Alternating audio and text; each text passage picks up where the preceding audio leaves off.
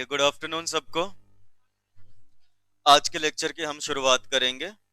और हम लोगों ने जो सब्जेक्ट शुरू किया है, क्या नाम है जी सब्जेक्ट का? Jurisprudence, interpretation and general laws, CS executive, group 1, paper 1।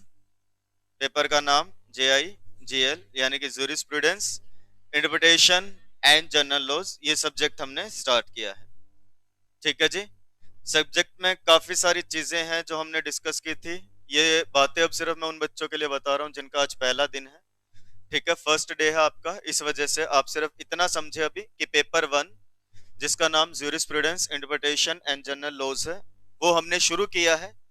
और उसमें आपका जो हमने सबसे पहला चैप्टर पढ़ना शुरू किया है वो है जी चैप्टर नंबर 11, ठीक है। चैप्टर का नाम क्या है? Law relating to arbitration, conciliation and mediation. Chapter का नाम इस अनुसार रखा गया है कि चैप्टर नंबर 11 या मॉड्यूल के हिसाब से अगर हम बात करें, लेसन 11 किस चीज से रिलेटेड है? उन लॉ से रिलेटेड है। दैट इज कौन से लॉ जो रिलेट करते किससे? आर्बिट्रेशन, कंसिलिएशन और मीडिएशन से। यानी कि लेसन 11 या चैप्टर 11 कह लीजिए हमें बताएगा उन कानूनों के बारे में जो आर्बिट्रेशन, मीडिएशन और कंसिलिएशन से रिलेटेड बनाए गए हैं, ठीक है। और उसमें जो सबसे पहली लिस्ट में, या ये कह लो सबसे पहला नाम जो आता है लिस्ट में, वो किसका आता है? Arbitration and conciliation act 1996। ये हमने शुरू कर दिया है, ओके। यानी कि हमने पेपर 1 में चैप्टर नंबर 11, चैप्टर 11 में अलग अलग एक्ट हैं, ज्यादा नहीं है कि हर चैप्टर में ये ऐसा होगा कि आपको काफी सारे एक्ट देखने को मिलेंगे। प्राइमरली अगर मैं बात करूं तो इस चैप्टर का सारा फोकस इसी एक्ट पे रहेगा, और ये एक्ट हमने शुरू कर दिया है, ओके। और इस एक्ट में हमने सबसे पहले किसके बारे में पढ़ना शुरू किया है? आर्बिट्रेशन के बारे में। अब उतनी बातें बता देता हूं जितनी जरूरी हैं आज का लेक्चर अटेंड करने के लिए, अगर आपने पहले कोई क्लास अटेंड नहीं की है तो। आर्बिट्रेशन क्या है? आर्बिट्रेशन एक ऐसी प्रोसेस है जिससे डिस्प्यूट सॉल्व किया जाता है पार्टीज के बीच में। किसके द्वारा? कोर्ट के द्वारा ना। कोर्ट में हम जब जाते हैं अपना केस लेकर के, तो वो लीगल प्रोसेस है, कानूनी रूप से जो तरीका बताया है कि सूट फाइल कर दो, केस फाइल कर दो, उसके बेसिस पे कोर्ट यानी कि कोर्ट में जो जज हैं वो डिसीजन देंगे। लेकिन अगर पार्टीज ऐसा कहें कि हमें कोर्ट नहीं जाना, हमें अपना समय बचाना है, हमें अपनी कॉस्ट बचानी है, हमें कोर्ट में ना जा करके हमें क्या करना है जी? Outside the court dispute solve करवाना है। समझौता नहीं, डिस्प्यूट का सॉल्यूशन चाहिए। तो जैसे कोर्ट में केस चलता है, वैसे ही कोर्ट के बाहर एक प्रोसेस बनाई गई जिसको फॉलो करके पार्टीज अपना डिस्प्यूट सॉल्व कर सकते हैं। और वो प्रोसेस कौन सी है? आर्बिट्रेशन। यानी कि एक ऐसी प्रोसेस जिसमें डिस्प्यूट सॉल्व किया जाएगा थ्रू एन इंडिपेंडेंट पर्सन, यानी कि कोर्ट में नहीं जाएंगे, एक ऐसा पर्सन ढूंढेंगे जो इम्पार्शियल है, जिसका डिस्प्यूटेड पार्टीज से या जो सब्जेक्ट मैटर है डिस्प्यूट का, उससे कोई लेना देना नहीं है। और उस इंसान को हम क्या बोलते हैं? आर्बिट्रेटर। वो पर्सन क्या कहलाता है? आर्बिट्रेटर।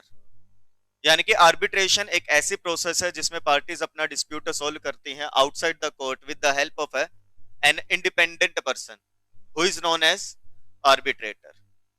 ये हमें पढ़ना है। आर्बिट्रेशन कैसे चलती है? आउटसाइड द कोर्ट है, कैसे? जैसा पार्टीज डिसाइड करें। फॉर एग्जाम्पल डिस्प्यूट है इन दोनों का, तो ये अपना एक एग्रीमेंट बनाएंगे। उस एग्रीमेंट में सब कुछ लिखेंगे कि कैसे कैसे आर्बिट्रेटर अपॉइंट होगा, वो कैसे कैसे डिस्प्यूट को सॉल्व करेगा, सब कुछ उसमें लिखा होगा और उस अनुसार सब कुछ चलेगा। लेकिन सभी पार्टीज इतनी समझदार नहीं होती हैं, हो सकता है उनको ना पता हो कुछ चीजों के बारे में, जैसे आर्बिट्रेशन प्रोसेस होगी कहां। तो इसलिए लॉ मेकर ने क्या किया? एक कानून बना करके हमें दे दिया, आर्बिट्रेशन एंड कंसिलिएशन एक्ट, जो बताता है कंप्लीट आर्बिट्रेशन के बारे में। आर्बिट्रेटर कौन होगा, उसकी अपॉइंटमेंट कैसे होगी, प्लेस ऑफ आर्बिट्रेशन क्या होगी, प्रोसीजर कैसे फॉलो करना है, स्टेटमेंट कैसे डिपॉजिट होगी, एक्सपर्ट को बुला सकते हैं क्या, लास्ट में डिसीजन कैसे आएगा, डिसीजन की अपील हो सकती है क्या, बहुत सारी चीजें हैं। और सबके बारे में कहाँ बताया है? आर्बिट्रेशन एंड कंसिलिएशन एक्ट में। वैसे तो बोला गया कि पार्टीज खुद से कर लें डिसाइड कि कैसे क्या करवाना है, लेकिन if parties are not capable to decide तो क्या कर सकती हैं जी, वो आर्बिट्रेशन एक्ट के अनुसार चला लेंगे चीजें।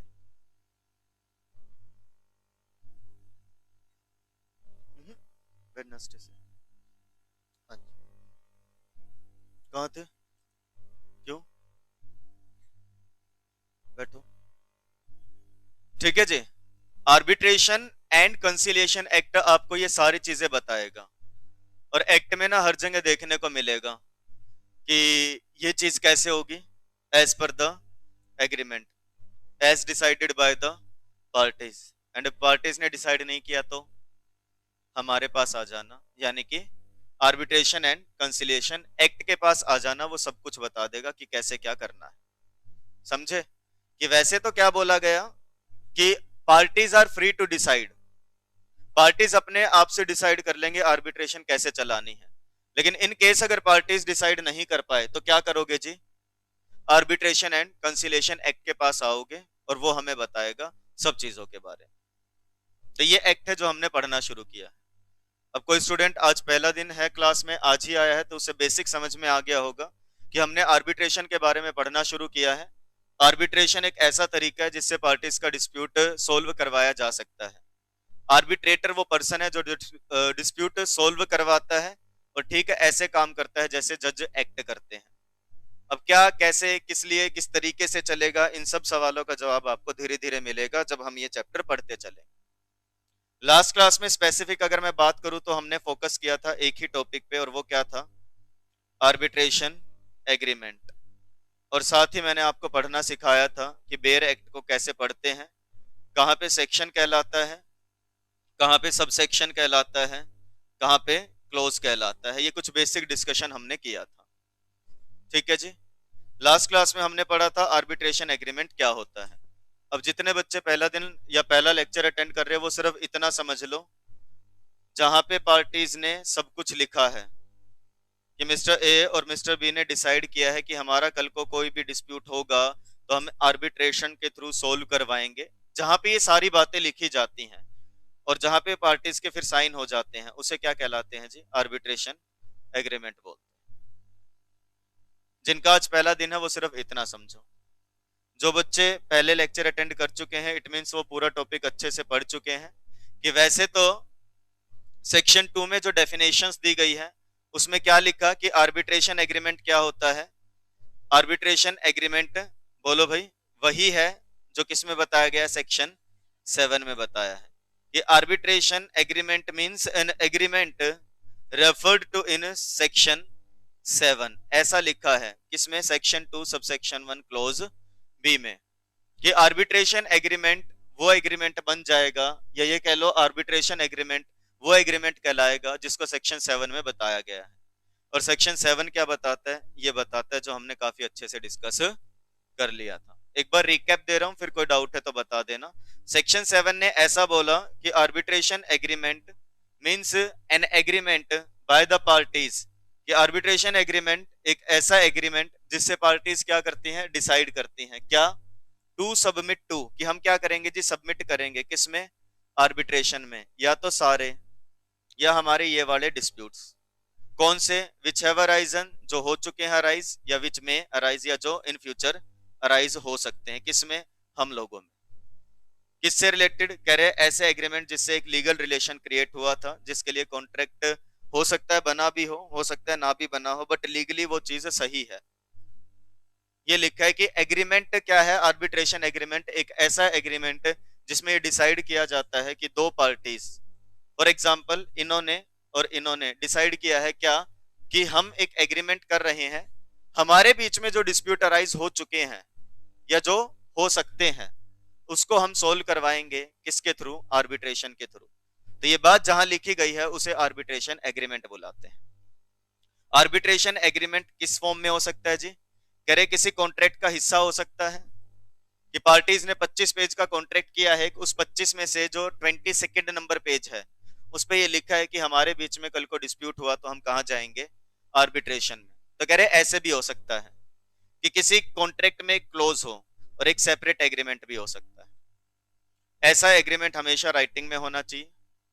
और राइटिंग में कब कब माना जाता है, कह रहे इन केसेस में मान लेते हैं, इन 3 तरीकों से अगर वो है तो, कि पार्टीज ने डॉक्यूमेंट बना के ही साइन कर दिए हैं, या पार्टीज के बीच में कोई लेटर्स, टेलीग्राम्स, टेलेक्स एक्सचेंज हुए थे, या कोई और टेलीकम्युनिकेशन का तरीका था जिसमें पार्टीज ने आपस में डिसाइड किया था कि हमारे बीच में आर्बिट्रेशन होगा, तो भी बोल देंगे कि हाँ यहाँ पे एग्रीमेंट एग्जिस्ट करता है, वो भी रिटर्न फॉर्म में।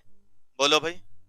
और तीसरा कि पार्टीज ने एक दूसरे पे जब इल्जाम लगाए और डिफेंस में जो स्टेटमेंट दी, मैंने फिर बता दूं वैसे कि इस पे अभी फोकस मत करना, statement of claim and defence क्या होती है, इतना समझ लेना कि एक पार्टीज ने, इन्होंने उनके ऊपर आरोप लगाए कि आपने अभी तक गुड्स सप्लाई नहीं किए हैं जिसकी पेमेंट आपको जा चुकी है। इन्होंने डिफेंस में ये बोला कि मैंने गुड्स पहुंचा दिए थे लेकिन उस दिन आप थे नहीं वहां पे रिसीव करने के लिए। और ऐसे ही इनके बीच में स्टेटमेंट्स एक्सचेंज हो रही थी जिसमें एक ने बोला कि फिर हमें आर्बिट्रेशन में जाना चाहिए और दूसरे ने डिनाई नहीं किया उसकी बातों को, तो भी हम मान लेंगे कि उनके बीच में आर्बिट्रेशन से रिलेटेड बातें हैं और वो आर्बिट्रेशन में जाना चाहते हैं। बोलो भाई, आई बात समझ में। और हम चाहें तो रेफरेंस भी दे सकते हैं कि ये बहुत समय से डील कर रही हैं दोनों पार्टीज, तो पहले इन्होंने कभी लिखा था कि हम आर्बिट्रेशन करवाएंगे डिस्प्यूट्स के लिए, आज जब नया कॉन्ट्रैक्ट किया तो उसमें रेफरेंस भी दे सकते हैं कि आर्बिट्रेशन वैसे ही होगा जैसे हमने पहले कभी डिसाइड कर रखा है। और ये जो रेफरेंस दे दी इसी को क्या मान लिया जाएगा कि आर्बिट्रेशन एग्रीमेंट है, वो भी रिटर्न में है और वो कॉन्ट्रैक्ट का हिस्सा है। आई बात समझ में। इतना मैंने आपको बताया था, कोई डाउट है तो बता दो इस टॉपिक में स्पेसिफिक।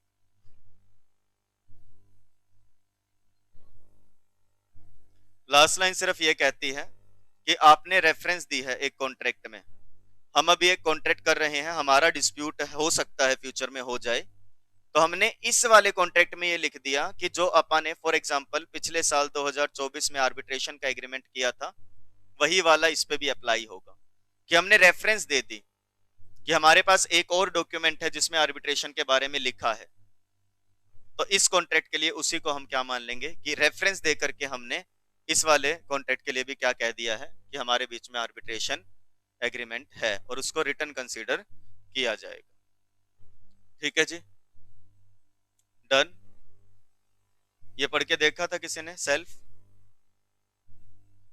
हाँ जी, अपने आप से सोचा कि इसे पढ़ लें, या मैंने मना किया था साफ कि पढ़ना नहीं बिल्कुल भी? ऐसा था? घर से पढ़ा तो सबने होगा, कितने बच्चों ने जाके रिवाइज किया था? तो जैसे आप इस लाइन पे पहुंचे होंगे आपको ये वर्ड दिखे होंगे, स्पेसिमेन एडीआर क्लोज। इसका अर्थ क्या है कि आर्बिट्रेशन या अल्टरनेटिव डिस्प्यूट रिजोल्यूशन के बारे में कैसा लिखा जा सकता है। एक ये कह लो काइंड ऑफ डेमो या एक फॉर्मेट आपको दिया है कि देखो ऐसे लिखा होता है, तो मन में ख्याल आया कि एक बार पढ़ के तो देख लेते हैं, या ऐसे सोचा हो कि एक बार पढ़ लेते हैं ताकि सर जब कल पढ़ाएं तो मैं जाके पहले जवाब दूंगा कि हाँ मेरे को पता है। ऐसी सोच बना लो। पहला, जो काम दिया जाए पढ़ने के लिए पक्का पढ़ना। दूसरा, जो मना किया जाए मत पढ़ना वो मत पढ़ना, मतलब मत पढ़ना। तीसरा, कुछ भी नहीं कहा गया है तो इम्प्लाइड है अपने आप से सोचो कि मैं एडवांस में पढ़ के चलता हूँ, क्योंकि आप पढ़ोगे कुछ बातें समझ में आ जाएंगी, हो सकता है कुछ ना आए, और जब मैं पढ़ाऊंगा तो वो और क्लियर होती चलेंगी, पॉलिश हो जाएगी नॉलेज आप। ठीक है जी, सीरियस हो जाओ और पढ़ना शुरू कर दो। रूटीन में जितना काम कर लोगे उतना हो जाएगा। अन्यथा आप खुद देखो, मान लो जो बच्चे आ जाए हैं अब उनको क्या क्या पढ़ना पड़ेगा, आज और कल में 2-3 दिन में क्या क्या रिकवर करना पड़ेगा। एडीआर भी पढ़ना पड़ेगा, आर्बिट्रेटर भी पढ़ना पड़ेगा, आर्बिट्रेशन भी पढ़ना पड़ेगा, आर्बिट्रेशन एग्रीमेंट भी पढ़ना पड़ेगा, है ना।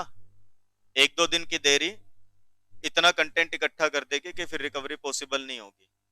अभी ऐसा कुछ नुकसान नहीं हुआ है किसी का, कंसिस्टेंट और एफर्ट्स मांगेगा। भाई मैं पहले बता रहा हूँ एग्जीक्यूटिव मुश्किल नहीं है, ऐसा नहीं है कि हो ही नहीं सकता, कोर्स ही ऐसा नामुमकिन है, लेकिन कंसिस्टेंसी रखनी पड़ेगी। रूटीन का काम रूटीन में रिवाइज करो, बोल करके सुनाओ एक दूसरे को, लिख करके प्रैक्टिस करो। जैसे ही समय मिले डिसाइड कर लो, अभी से डिसाइड कर लिया करो पहले से कि आज घर जा करके इतना काम करना है, कभी भी पढ़ने बैठो उससे पहले डिसाइड कर लो कि आज मुझे इतना काम करना है, ये रिकैप लेना इन टॉपिक्स का। आपको एक स्पेसिमेन दिया गया है कि आप देखिए इस तरीके से लिख सकती हैं पार्टीज, ये तरीका अपना सकती हैं पार्टीज। क्या तरीका? कि it is hereby agreed by and between the parties, कि हम एग्री कर रहे हैं क्या भाई, ये एग्री किया जाता है बाय किसके द्वारा? मान लो एक ये गुड़िया है जी, और एक यही नाम बताया ना आपने, ठीक है जी। ये दोनों वाई वाई क्या लिखती हैं कि it is hereby agreed by and between the parties, कि ये एग्री किया जाता है इनके द्वारा और इनके बीच में। क्या? that if any controversy, dispute or difference shall arise concerning construction, meaning, violation, termination, validity, nullity, including without limitation, the scope of any clause or any part thereof। मतलब ये लिख रही हैं ऐसा कि हम दोनों मिलकर एग्री करती हैं कि कल को हमारे बीच में कोई भी लड़ाई झगड़ा होता है या तालमेल नहीं बैठता है, किस चीज के लिए? कॉन्ट्रैक्ट को समझने के लिए, उसका मीनिंग पता करने के लिए, कॉन्ट्रैक्ट टूटने पे, कॉन्ट्रैक्ट खत्म होने पे, कॉन्ट्रैक्ट की वैलिडिटी पे कोई सवाल आता है, कॉन्ट्रैक्ट नल एंड वॉइड है, इस चीज पे कोई सवाल आता है, तो कहीं पे भी कुछ भी लिखा हो, without limitation the scope of any close और एनी पार्ट देयर ऑफ, यहाँ पे आगे या इस पूरे कॉन्ट्रैक्ट में कहीं कुछ भी लिखा है या उसके रिगार्डिंग कुछ डिस्कस करना है या रिस्पेक्टिव राइट्स और लाइबिलिटीज की बात होती है कि किसके अधिकार क्या है, किसकी लाइबिलिटी क्या है, इस चीज की बात अगर सामने आ जाए तो the parties shall make an attempt, parties कोशिश करेंगी पहले क्या? First to resolve the same, उसको रिजोल्व कर ले उसी चीज को, किसके द्वारा? बाय डिस्कशन एंड मीडिएशन, कि पहले बातचीत से और बीच बचाव से उसको क्या किया जाएगा? सोल्व करने के बारे में सोचा जाएगा। However, if the parties here to fail to resolve the controversy, लेकिन पार्टीज कहते हैं इस मोमेंट पे बातचीत से अगर सोल्व नहीं हो पा रहा वो डिस्प्यूट, वो कंट्रोवर्सी, वो तालमेल नहीं बन पा रहा 7 दिनों के अंदर अंदर, 7 दिन कहां से?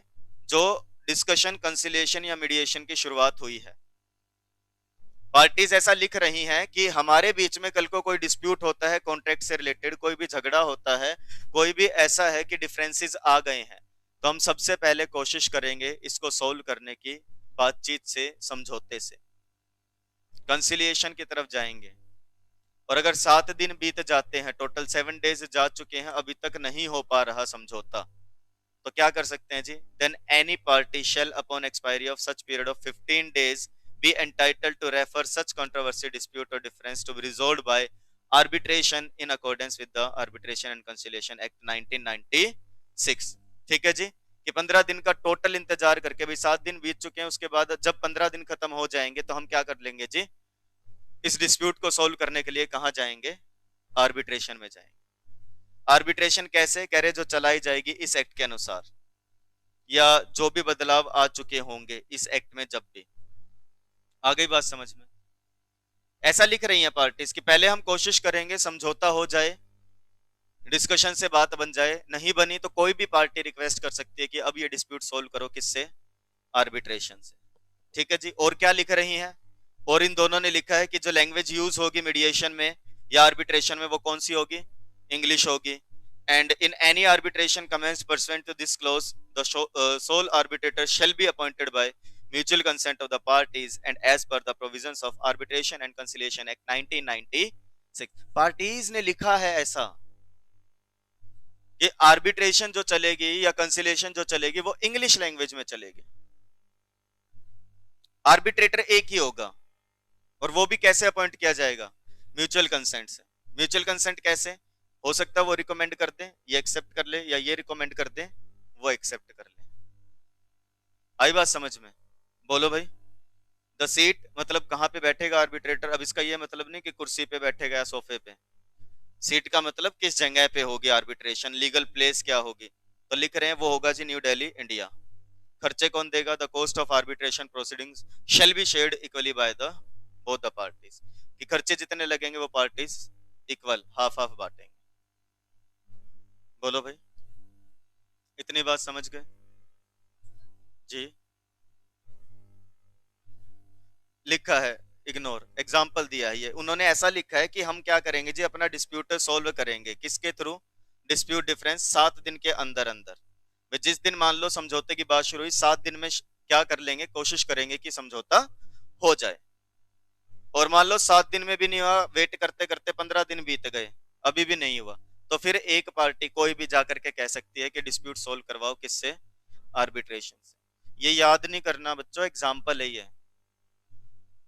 कभी याद ही कर लो कि ऐसे होता है आर्बिट्रेशन में, 7 दिन पहले समझौते की बात होती है, फिर और न्यू दिल्ली में होता है आर्बिट्रेशन। नहीं, स्पेसिमेन बचपन में इंग्लिश में नोटिस वगैरह ड्राफ्ट किए हैं, letters, formal letter, informal letter, notice, memorandum, memo बनाए हैं, तो उससे पहले एक डेमो नहीं दिया जाता था कि ऐसा होता है, सैंपल नोटिस लिख करके, ये सैंपल है भाई, कभी याद ही कर लो कि आर्बिट्रेशन से पहले मीडिएशन होती है, उसके लिए 7 दिन मिलते हैं, 15 दिन में नहीं होती तो आर्बिट्रेशन में जाते हैं, दिल्ली में होती है, इंग्लिश में होती है, नहीं नहीं नहीं नहीं, ये इन्होंने लिखा है। हमारा डिस्प्यूट हो जाए कल को, अपन ये लिख सकते हैं कि अपन सीधा ही आर्बिट्रेशन में जाएंगे, आर्बिट्रेटर पहले से ही डिसाइड कर रखा है कि रॉबिन आर्बिट्रेटर बनेगा, पहले से ही डिसाइड कर रखा है, मान लो इंग्लिश नहीं हिंदी में होगी आर्बिट्रेशन, अपन ने ये लिख रखा है, कोई कुछ भी लिख सकता है, ना लिखे तो, इसीलिए तो एक्ट बनाया कि अगर आपने नहीं लिखा तो ऐसा ऐसा। अभी तक प्रोविजन शुरू नहीं हुए अच्छे से, अभी तो आप पढ़ ही रहे हैं। अपन ने ये पढ़ा एडीआर क्या होता है, 1 क्वेश्चन, अपन ने पढ़ा आर्बिट्रेशन क्या होती है, 2 क्वेश्चन, आपने पढ़ा आर्बिट्रेटर कौन होता है, 3 क्वेश्चन, अपन ने पढ़ा आर्बिट्रेशन एग्रीमेंट क्या होता है। ये काइंड ऑफ एक फॉर्मेट दिया है,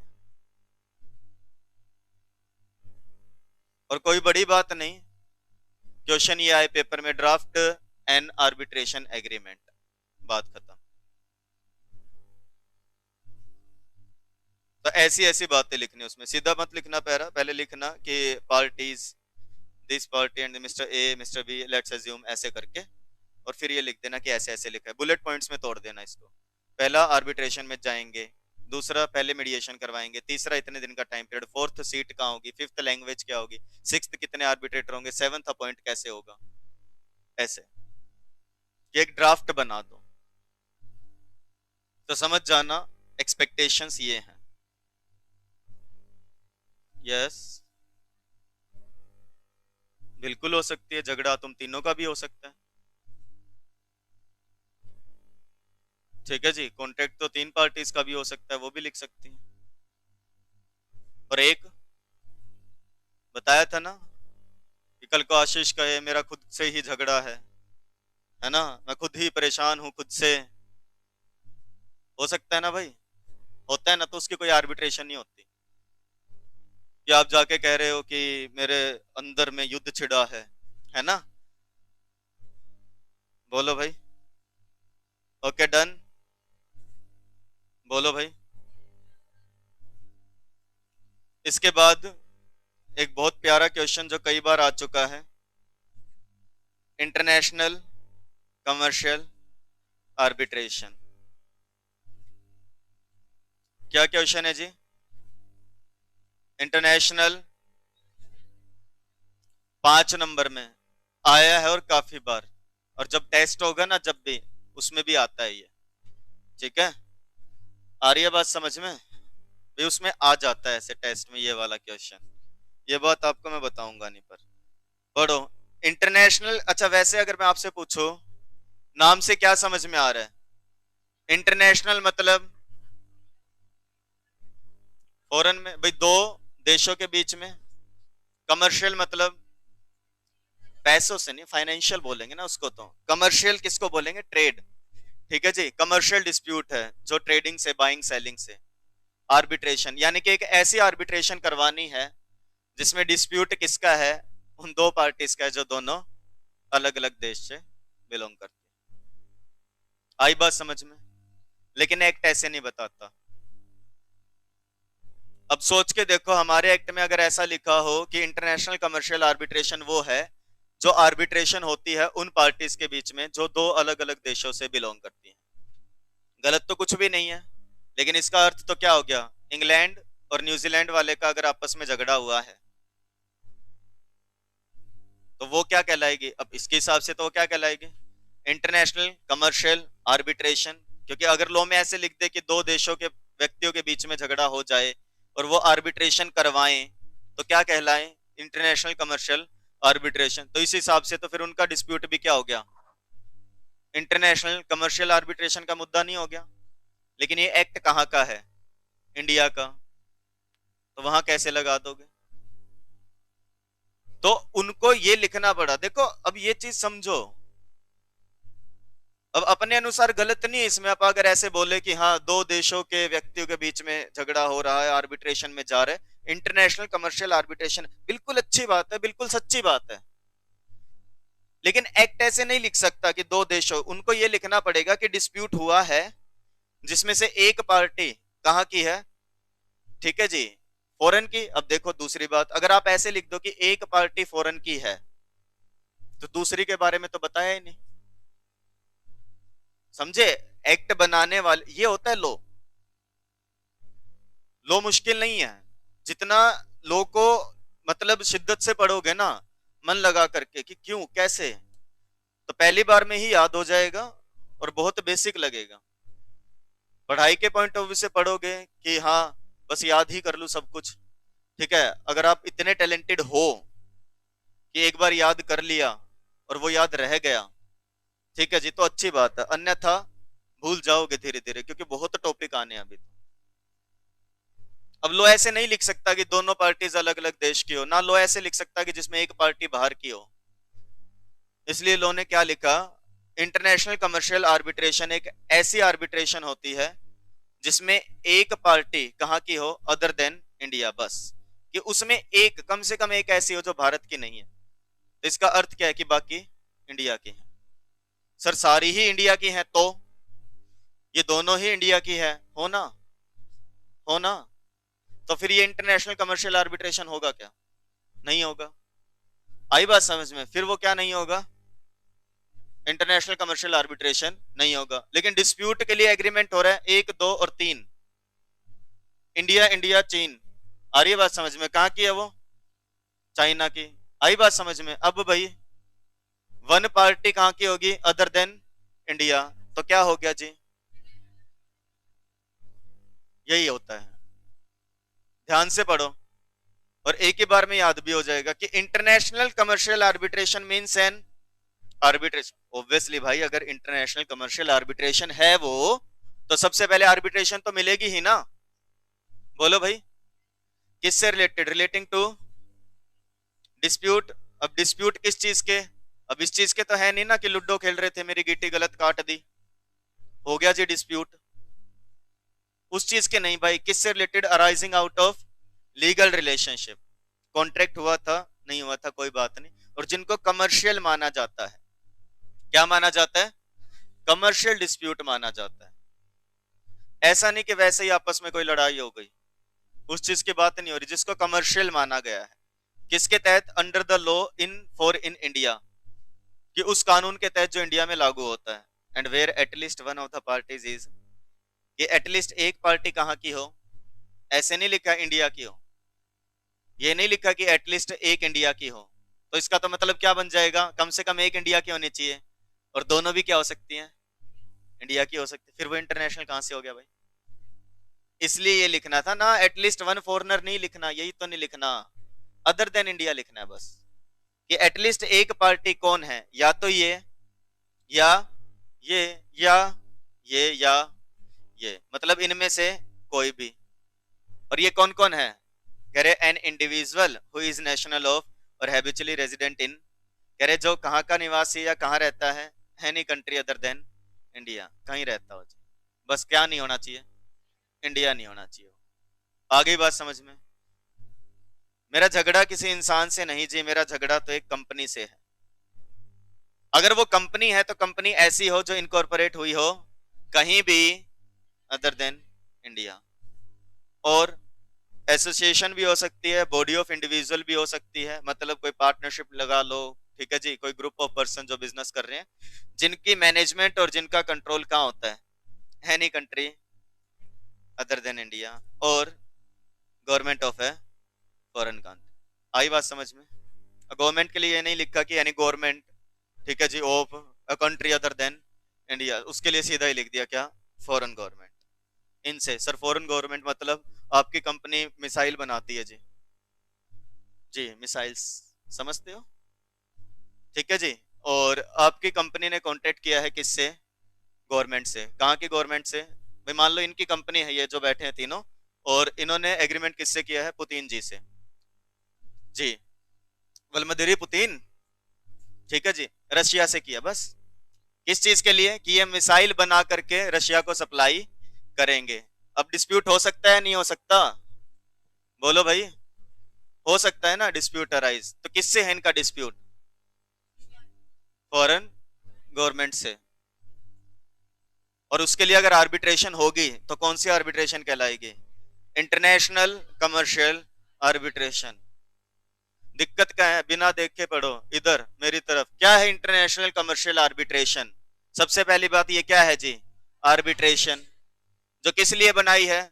डिस्प्यूट को सॉल्व करने के लिए। डिस्प्यूट किसका? जो लीगल रिलेशन क्रिएट करता है और जिसे क्या माना जाता है? कमर्शियल माना जाता है। जिसमें एटलीस्ट वन पार्टी कौन है? Other than India. जिसमें other party, at least one party क्या है? इंडिविजुअल जो रेजिडेंट है कहां का? Of any country other than India. या बॉडी कॉर्पोरेट है जी, incorporated in any country other than India. Association और बॉडी ऑफ इंडिविजुअल्स है जी, जिसकी सेंट्रल मैनेजमेंट कंट्रोल कहां है? In any country other than India. या गवर्नमेंट ऑफ फॉरेन। हो गया, 5 नंबर में आता है। यही है 5 नंबर में, ये इतना ही है, बस इतना ही लिखना है। कोई खुला खुला लिखने की जरूरत नहीं है। आई बात समझ में? उनको किसने कहा है एक ही पेज भरना होता है? कोई जरूरी नहीं है एक पेज भरना है, कोई जरूरी नहीं है 2 पेज भरने हैं। आपको उतना लिखना है जितना पूछा है। आई बात समझ में? एक बात याद रखना, पहली बात ये कोर्स आसान नहीं, इतना तो पता है, मेहनत तो लगती है। पेपर कौन चेक करता है? सीएस। जो सीएस कैसे बना है? मेहनत से। हाँ, तो ये तो उम्मीद रखना मत कि वो आपको भी उतनी मेहनत से बन जाने देंगे। वो भी क्या चाहेंगे भाई? ऐसे बच्चे आए जो जेन्युइन है, जो एक्चुअल में पढ़े हैं और जो लिखे हैं। देखो पूरी साल कुछ कर लो, आईसीएसआई को कोई मतलब नहीं है। दे जस्ट वांट कि आपने उस शीट पे जो लिखा है वो क्या। वो डायलॉग सुना है ना, एक कागज का टुकड़ा मेरा भविष्य डिसाइड नहीं कर सकता, नहीं कर सकता है। तुम्हारी आंसर शीट पे क्या लिखा है वो मैटर करेगा भाई। भाई कह रहे मैंने पूरे साल कुछ नहीं पढ़ा, भाई ने आंसर शीट पे लिख दिया सही सही, पास है। ठीक है जी। कोई गुड़िया कह रही है जी पूरे साल पढ़ी, बढ़िया पढ़ी, सब कुछ सही आता था, शीट पे कंफ्यूज हो गई, गलत लिखाई, ईटीसी हो गया, कुछ भी गड़बड़, तो फेल मतलब फेल। उन्हें नहीं मतलब तुम कितने पढ़ाकू हो, उन्हें मतलब है क्या लिखा है और लिखना क्या है, जितना पूछा है। अब कुछ बच्चों की आदत है, बोले ओ इंटरनेशनल कमर्शियल आर्बिट्रेशन पूछ लिया, 5 नंबर में 2 पेज तो भरने हैं। तो पहले पेज पे arbitration is a process in which dispute is solved by a person independent person known as arbitrator and suppose dispute can happen, ठीक है, with anyone and it may also happen कि one party is of India, one party is of foreign, that's why international commercial arbitration comes in। फिर explain करेंगे ये होती है क्यों, पूछा क्या है तुमसे, ये पूछा है तुमसे, पूछा आर्बिट्रेशन, उन्होंने ऐसा बोला क्या, what do you mean by arbitration and also explain international commercial arbitration, नहीं ना, उतना कितना जितना पूछा है। ये क्वेश्चन 5 नंबर में आए तो इतना, 4 में आए तो इतना, 2 में आए तो इतना, बस। ठीक है जी, बोलो भाई। 8 में आ गया तो सर इतना, बट थोड़े से देखो वहां पे तो इज्जत रखनी पड़ेगी ना। 8 नंबर यानी कि 2 क्वेश्चन के बराबर हो गया, फिर उसमें एग्जाम्पल लगा दे। For example mister A is resident of India and mister B is resident of, ठीक है जी, नहीं वहां पे बताना ना इस कंट्री का है, ठीक है, इतना भी भरोसे नहीं छोड़ के आना। फिर आप एक एग्जाम्पल एड ऑन कर सकते हो, आता नहीं है 8 नंबर में वैसे, ठीक है जी। 8 नंबर के क्वेश्चन आते थे, अब नहीं आते हैं, पहले आते थे। और वो आर या पार कर जाते थे। अगर आपको आता है उसका जवाब तो 8, नहीं 8 नहीं मिलेंगे।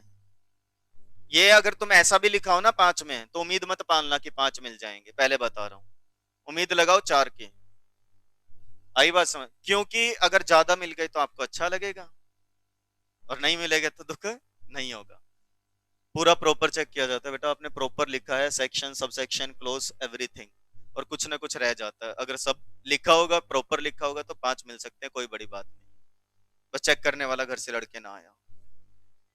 ठीक है जी, मिल जाएंगे 5, ऐसा नहीं है, बट आप लिखो तो सही ऐसा।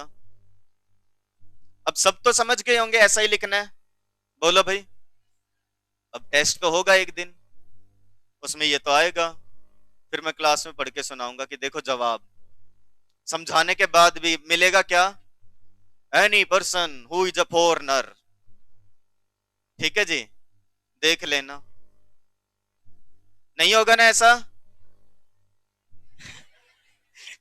ठीक है जी, चलो डन। पढ़ाओगे इसे? बोलो भाई। इसके बाद यहां से ये मान लेना प्रॉपर आर्बिट्रेशन एक्ट शुरू हो जाएगा। अभी तक तो क्या है, आपको बस ये बता रहे हैं छोटी छोटी चीजें कि ये होता है, ये चीज होती है, ऐसे है, ये सब है ना। लेकिन कल से जो हम पढ़ेंगे उसमें सारे प्रॉपर प्रोविजन शुरू हो जाएंगे। ये देखिए, लीगल रिप्रेजेंटेटिव।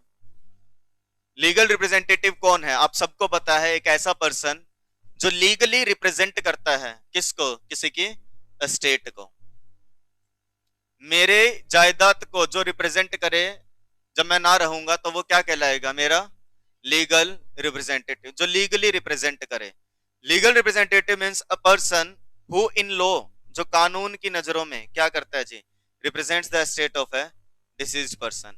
और इसमें कौन कौन आता है? कह रहे जी, it includes any person who intermeddles, मतलब डील करता है स्टेट के साथ डिसीज्ड की, and where a party acts in a representative character, the person on हुम the state devolves on the death of party so acting. In short इसका ये मतलब है, पहली बात, लीगल रिप्रेजेंटेटिव वो है जो लीगली किसी के स्टेट को रिप्रेजेंट कर रहे हैं, किसी डिसीज्ड पर्सन की। दूसरा, जिसको जिम्मेवारी सौंप दी गई है कि मेरी एस्टेट के बारे में आप ही बताएंगे क्या क्या कैसे क्या करना है, मान लो, वो पर्सन भी माना जा सकता है। या कह रहे एक पर्सन जो किसी का रिप्रेजेंटेटिव था, भाई मान लो मैंने ऑथराइज रिप्रेजेंटेटिव बना रखा है हर चीज के लिए, और मेरे जाने के बाद वो स्टेट उसके पास जाए कि वो बताएगा क्या करना है उसका, तो उसको भी हम क्या मानेंगे? लीगल रिप्रेजेंटेटिव मानेंगे। ठीक है, ये 2 नंबर का क्वेश्चन है। कभी ऐसे पूछ सकते हैं कि 4 नंबर में कोई क्वेश्चन बनाया, उसमें 2-2 नंबर के 2 टॉपिक दे दिए, ये नहीं आएगा 4 नंबर में। और आ गया तो इतना ही लिखना है। आ गई बात समझ में? डन। लेकिन इसमें शुरू में ये जरूर लिख देना, ये एज पर सेक्शन 2 क्लोज 1 है ना। बोलो भाई, section 2 clause 1, section 2 subsection 1 clause G of arbitration and conciliation act 1996, legal representative means a person. ये लिखना है शुरुआत में, अगर याद है तो। Okay done. कोर्ट अभी नहीं पढ़ेंगे हम। अच्छा, एक ये छोटा सा टॉपिक है, एसेंशियल्स ऑफ आर्बिट्रेशन या आर्बिट्रल प्रोसेस। आर्बिट्रेशन को चलाने के लिए क्या क्या चीजें जरूरी हैं, या ये कह लो आर्बिट्रेशन को जब आप करवाओगे तो क्या क्या पता होना चाहिए। ये क्वेश्चन नहीं आएगा what are the essentials of arbitral process, इतना भी आसान नहीं पूछेंगे। पहला, सीट ऑफ आर्बिट्रेशन, मतलब किस लोकेशन पे। आगे ना वही बात, एक्ट में नहीं लिखा, ये पहले बता रहा हूं ऐसा कि एक्ट के अंदर आपको टॉपिक मिले देखने को, एसेंशियल ऑफ आर्बिट्रल प्रोसेस, इसको वैसे बनाया गया है। जगह, पार्टीज फ्री होती हैं डिसाइड करने के लिए जगह कौन सी होगी। वेन्यू, हिसार बता दिया कि सर सीट हिसार में होगी, अरे हिसार में कहाँ? विशेष एकेडमी ऑफ कॉमर्स पे, ठीक है जी, या कोई और लजीज होटल में। कहाँ पे सेशन चलेंगे आर्बिट्रल प्रोसीडिंग्स के, कहाँ पे चीजें डिस्कस होंगी? बोलो भाई। लो, कानून कौन सा लगेगा? पार्टीज बता सकती है कि इस एक्ट के तहत हमारे डिस्प्यूट्स को सॉल्व किया जाना चाहिए। लैंग्वेज, पार्टीज डिसाइड कर सकती है कि आर्बिट्रल प्रोसीडिंग्स की लैंग्वेज क्या होगी। Number of arbitrator, parties free है डिटरमाइन करने के लिए कितने आर्बिट्रेटर होंगे, बस क्या ना हो shall not be an even number. क्यों नहीं? क्योंकि दो अगर हैं सॉल्व करने के लिए, एक ने उनको जिताया एक ने इनको जिताया, मामला तो वहीं अटक गया ना, तो इसलिए कहते हैं। बोलो भाई। और पार्टीज डिसाइड नहीं कर पा रही, अब ये कह रही है कि एक आर्बिट्रेटर रख लेते हैं, वो कहती है नहीं 3 रख लेते हैं, ये कह रही है फिर 3 क्या 5 रख लेते हैं। बोले फिर 7 नंबर अच्छा होता है, 7 रखते हैं ना। बोले अब बात अच्छाई बुराई की आ ही गई तो 11 डन।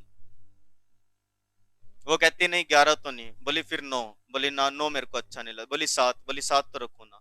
3 3 तिगाड़ा काम बिगाड़ा। अरे तो भाई कितने? बोले तुम रहने दो, arbitral tribunal shall consist of है 16 आर्बिट्रेटर। नहीं डिसाइड कर पा रहे तो 16 आर्बिट्रेटर होगा। ओके,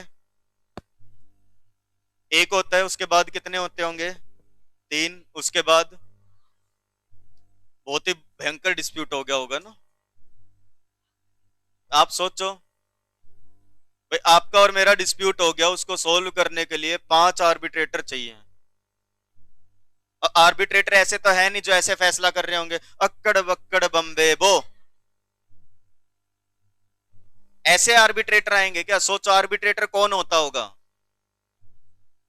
पढ़ा लिखा, उसे नॉलेज हो, उसे पता हो, कानून के बारे में थोड़ा बहुत पता हो। और ऐसे भी आप कह रहे हो 5 लोग चाहिए हमें।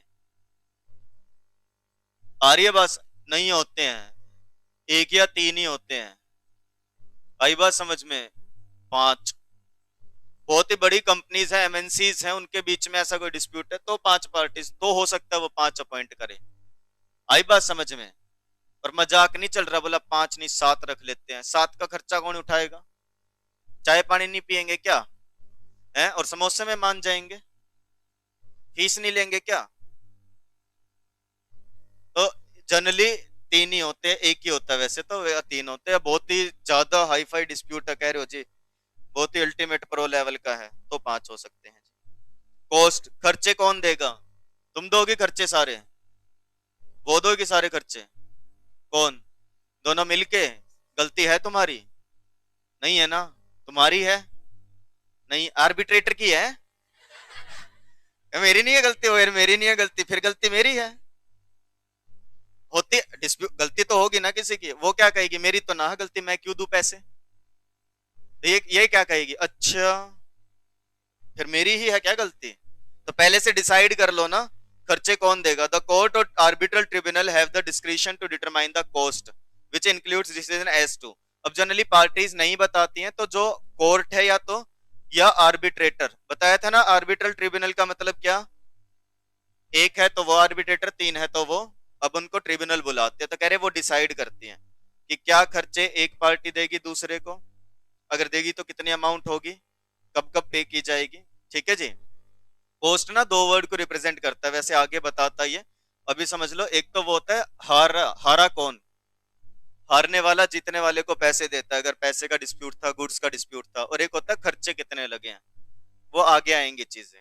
बोलो भाई, इतनी बात समझ में आ गई? ये वाला अभी नहीं बता रहा। तो कह रहे जनरली आर्बिट्रेशन जब करवाते हैं तो ये चीजें डिसाइड होती हैं। किन चीजों से रिलेटेड आर्बिट्रेशन नहीं हो सकती? Cases that do not fall under purview of arbitration. कह रहे ज्यादातर सिविल राइट वाले जो डिस्प्यूट होते हैं जिनमें डैमेजेस रेमेडी के तौर पे दिए जा सकते हैं, वही आर्बिट्रेशन में आते हैं। डैमेजेस तो समझते ही होगे, क्या? नुकसान। डैमेज मतलब, और डैमेजेस मतलब बड़ा नुकसान। डैमेजेस का मतलब कंपनसेशन होता है, पता है कैसे? ठीक है जी। आपको, आपसे पता था आपको? हाँ जी, हाँ जी, ये फर्क होता है। एस वर्ड लगना तो ऐसा नहीं, छोटा नुकसान। ठीक है जी। और बड़ा नुकसान जी, 10 रुपए का नुकसान है तो डैमेज, 1000 का है तो जी ऐसा नहीं होता, कल को 1000 का यहाँ हो गया और वहां 1 लाख लिख दो फिर। डैमेज मतलब लॉस, डैमेजेस मतलब उसका कंपनसेशन, भरपाई। मतलब स्कूटी है आपके पास, है ना, आपने मेरे को दे दी एक बार, ठीक है जी, अब मैं स्कूटी तो ले आया, ब्रेक तो घर ही रह गई, है ना। भाई मान लो स्कूटी ले आया और स्कूटी एक्सीडेंट हो गई, अब आप क्या बोलोगे जी? हेडलाइट गई जी, ये नुकसान हो गया, कुल मिला करके आपने बोल दिया जी 7500 रुपए का खर्चा है, ये आपका नुकसान हुआ है 7500, ये आपके डैमेज है। और जो मैं आपको पे कर रहा हूं 7500, ये क्या है? डैमेजेस, उस नुकसान की भरपाई। ओके जी। तो कह रहे ज्यादातर सिविल राइट्स जो होते हैं जिनमें डिस्प्यूट होते हैं और जिनमें डैमेजेस दिए जा सकते हैं, वही कहां जाते हैं? आर्बिट्रेशन में जाते हैं। बोलो भाई, कि जनरली तो ऐसा होता है, लेकिन however section 2 subsection 3 of the act provides that कि part 1 shall not affect any other law for the time being enforced by virtue of which certain dispute may not be submitted to arbitration। मतलब ये है कि वैसे तो सारे civil dispute आ जाते हैं आर्बिट्रेशन में, लेकिन आर्बिट्रेशन एक्ट का जो पार्ट 1 है, पार्ट 1 कौन है भाई? बताया था ना, आर्बिट्रेशन एक्ट अलग अलग पार्ट्स में टूटा है, जिसमें से पार्ट 1 सिर्फ किसकी बात करता है? आर्बिट्रेशन की। तो कह रहे पार्ट 1 प्रभाव नहीं डालता किसी और कानून पे। मान लो कंपनीज एक्ट में लिखा कि इस चीज की आर्बिट्रेशन नहीं हो सकती, तो मतलब नहीं हो सकती। तो कह रहे ये एक्ट मान सम्मान इज्जत मर्यादा रखता है दूसरे एक्ट की, कि कोई और एक्ट आकर के बोल दे कि इस डिस्प्यूट को कहां मत लेकर जाना जी, आर्बिट्रेशन में मत लेकर के जाना, तो वो आर्बिट्रेशन में नहीं जाएगा। इतनी बात समझते हो? रिपीट कर देते हैं जी, ध्यान से सुनो इस बार फिर से। इधर आर्बिट्रेशन में कौन से डिस्प्यूट्स जाते हैं? कह रहे सिविल डिस्प्यूट्स जाते हैं जी, जिनमें जनरली डैमेजेस मिल जाते हैं। लेकिन ये एक्ट का पार्ट 1, यानी कि ये एक्ट ये नहीं कहता कि किसी और एक्ट में अगर मना किया गया है कि आर्बिट्रेशन में नहीं जा सकता जी डिस्प्यूट, तो वो ऐसा मानेंगे हम कि वो कहां नहीं जाएगा जी? आर्बिट्रेशन में नहीं जाएगा। दोबारा से पढ़ लो ये लाइन, देखो क्या लिखा है कि इस एक्ट का सेक्शन 2 ये बात कहता है कि एक्ट ये कहता है part 1 shall not affect any other law, ये वाला एक्ट किसी दूसरे कानून पे प्रभाव नहीं डालेगा। कानून कौन सा? कह रहा है जो भी चला आ रहा है for the time being in force, और जिसमें ऐसे लिखा है कि बाय वर्च्यू ऑफ, जिसके कारण कुछ डिस्प्यूट आर्बिट्रेशन में नहीं जा सकते, उनमें लिख दिया कि ये चीज आर्बिट्रेशन में नहीं जाएगी, तो मतलब नहीं जाएगी। समझ गए जी? तो कह रहे हम उनकी बात की वैल्यू रख रहे हैं कि वैसे तो जनरली ऐसा होता है कि सिविल डिस्प्यूट, क्राइम लिखा है क्या कहीं?